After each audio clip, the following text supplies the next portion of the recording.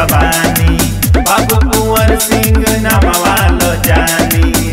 उनका नामे बाटे कोई को कहानिया रहले बिहार के लड़ाकू सेनानिया 80 बरिस में जे कराइल जवनिया कबो न कम भइल मछिया के पनिया कबो न कम भइल मछिया के पनिया जगदीशपुर के उ रहले सेनानिया।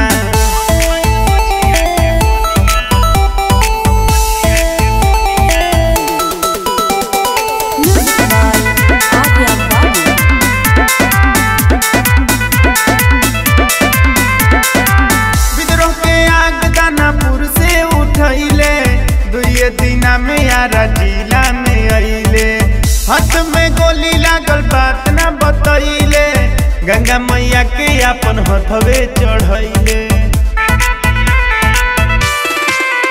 ऐसन वीर नहीं होई है धरती पे अपन हथवा कटावे कोनो सरती पे।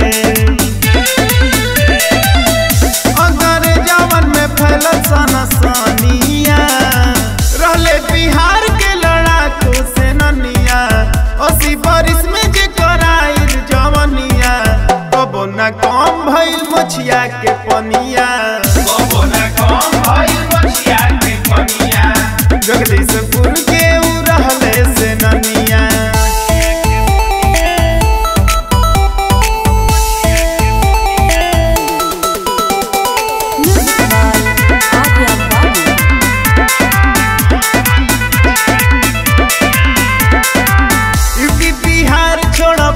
भारत देश में नमवा के डंका बाजत रहे विदेश में उनका बारे में हम कितना बताई बाबू कुंवर सिंह आवेले विशेष में।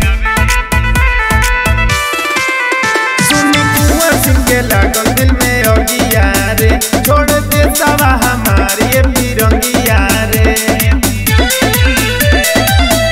अरा जिला में बाउन कर निशानिया रहले बिहार के लड़ाकू सेनानिया 80 बरिस में जे कर जागल जवनिया कबो न कम भइल मछिया के पनिया कबो न कम भइल मछिया के पनिया।